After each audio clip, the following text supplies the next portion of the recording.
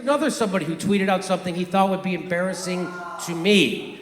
So that's that Matthew Dimitri guy who Aaron is convinced is not a guy, but a group of people. He says Dore launches a violent misogynist attack on Emma Vigeland and Anna Kasparian if they ever got... So here's what they think is embarrassing to me. Ready? Emma Vigeland says this. She goes, there's no... I know. When you grow up rich in a cul-de-sac, you find pretty words to shit on people who are actually fighting for things. When you grow up super rich in a cul-de-sac and your parents are corporate lawyers, shit libs, and you've had every advantage handed to you your whole fucking life, when did she ever fight for anything? Never. Again, people who are sitting at home on their fucking millionaire asses, never doing fucking anything. Anything. Anna Kasparian sitting in her $24 million studio wagging her finger at other people who are actually out there pressuring politicians. She says there's no understanding of how goals are achieved historically because these folks are being misled by Red Brown Alliance media figures, sapping them of energy and cash. Progress. So what she's doing is undermining activists in the middle of a big 50 different cities for Medicare for all. Hey, why don't you ask to speak at that and go out and give your opinion? Why don't you go out there and interview some of those people and tell them about the Red-Brown Alliance that you're so worried about, that you have no fucking idea what you're talking about. And by the way, these are the kind of people who like to quote Marx as if they're smart because they went to good colleges that got paid for by their corporate lawyer parents. But if they ever got within 5 feet of a worker, they'd get punched in the fucking face. Emma Vigeland never got anywhere near a fucking worker. They tell her to get the fuck out of here and go back to your cul-de-sac and your corporate lawyer parents. And tell me how good Elizabeth Warren is as she calls Bernie a sexist. Elizabeth is a family friend. Family friend. Elizabeth's a family friend. So they thought that I would be embarrassed of that. Like, I'm proud of that rant because it made a room full of people cheer for me just now.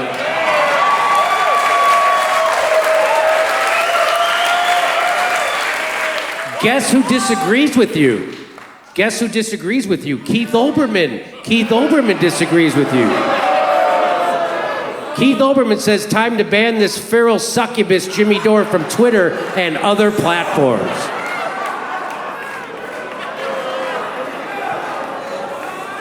So I just want to let you know, a succubus is a demon assuming female form to have sexual intercourse with men in their sleep.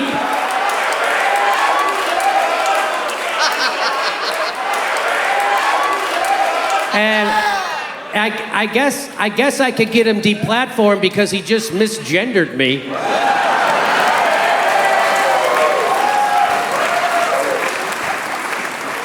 Keith Olbermann meant to call me an incubus.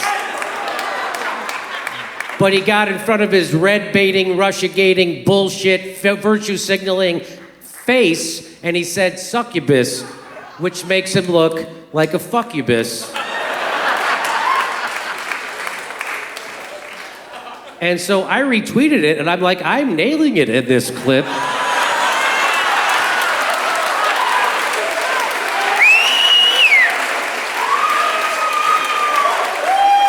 3,900 likes.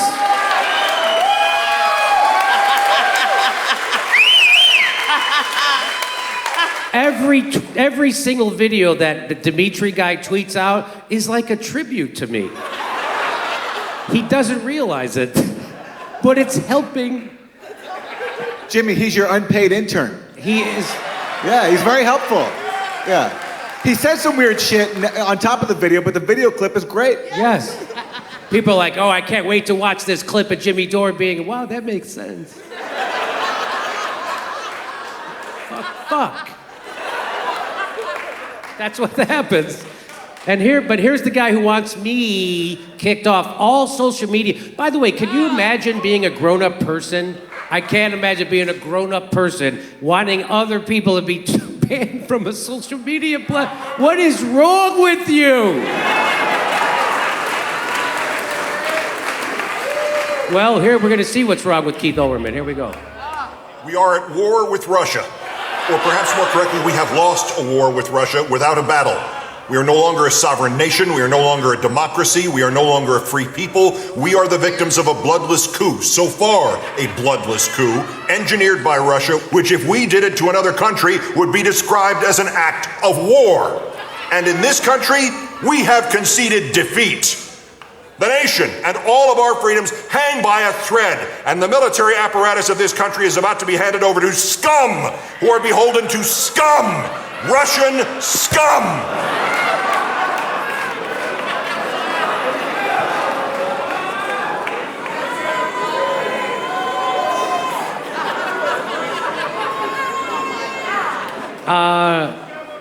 Did he come up with that poetry before or after he denounced his Russian heritage? That's my question. Wow. Here, there's more. So he says, why are we wasting vaccinations on Texas if Texas has decided to join the side of the virus? So this is the governor saying that he's going to lift the mask mandate. And Keith Olbermann's response was to say we shouldn't give them vaccinations. He loves his country so much, he hates everyone in one of the biggest states. Isn't that amazing? That's him. Pat the Burner says, there's no excuse for not understanding the concept that non-Republicans live in red states. Regardless, we should care about people, period. All the libs liking and sharing this tweet should be embarrassed. Exactly. So when I advocate for Medicare for all, that doesn't mean just lefty, progressive liberals, whatever. That means even the shit liberals.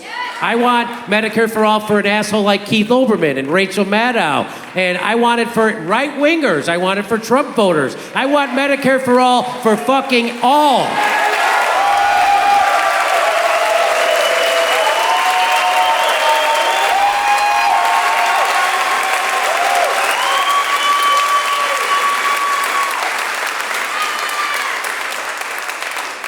How does that Medicare for all work in Canada? Does it work all right? You gotta wait a little long sometimes, but on the other hand, you can take comfort knowing that no one's gonna die because they don't have health care because they can't afford it. Yeah, you know how it's worth it. It's worth it. You know how long Americans have to wait until they fulfill their $10,000 deductible, which is quite a fucking ways, which means most people don't ever go to the fucking doctor, which means most people wait their whole life for fucking health care. So saying that Canadians have to wait a week or two or whatever means they're getting health care.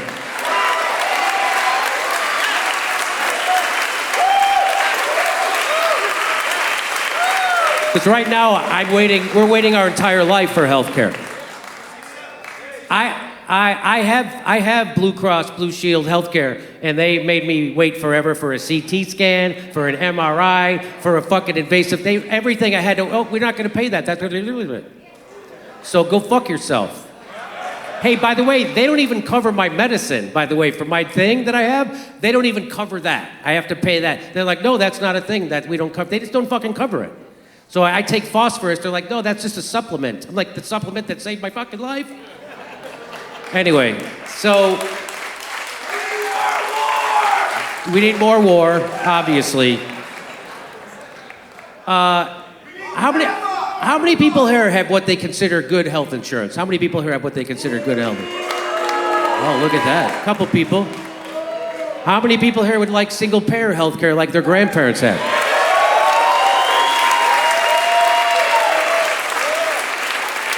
So would I would like to go to, people go, Jimmy, why do you want the government running your health care? The government's not running the fucking health care. The government does, there's not, when my grandma goes to see a doctor, she doesn't go see a government, she's like seeing a G-man. She's not seeing a G-man, she's going to see her regular fucking doctor, and guess what? The government sends her doctor a check. That's it, that's all it has, that's all it fucking works.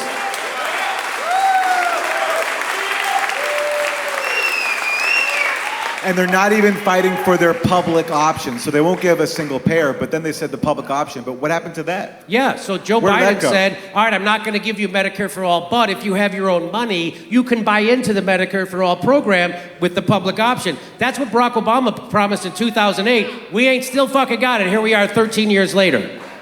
Is that 13? I think that's 13. So here's Keith Olbermann. And this is why we have to act, and we have to act brutally against Trump and his supporters in office and out.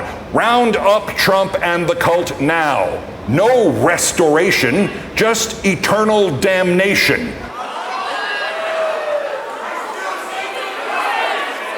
So Keith Olbermann's big idea is he doesn't want to be divisive. He just wants to round up half the country and put them somewhere. Can you build a prison big enough for half the country? So that's what guys like that. So those are people who pretend to be progressive lefties who are actually shit-lib right-wing authoritarians who want to censor anybody who has another fucking idea. That's not even right-wing. That's just fucking authoritarian. That's just nuts.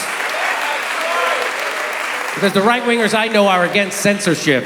But these motherfuckers who consider themselves on the left, they can't get enough. They are thirsty for censoring their opponents. He wants to ban me from every fucking platform. What is that about? And that guy considers himself on the left. He is further right than fucking Glenn Beck ever was. This guy. He's further right than Alex Jones, that's for sure. And you know what, Jimmy? I want to say this. I have people in our family that have voted for Trump, for Hillary, across the spectrum, Green, Libertarian, Socialist Party. I am not going to let these assholes divide me from my family. That is not going to happen. And what they need to figure out is, why were people willing to vote for Trump? Right? What was happening in their lives that they thought Trump was the better candidate? I want Medicare for all for the United States. I want to make sure that people have housing and a job that they love to go to. And they don't have to have health care attached to their job. Why aren't they getting us health care?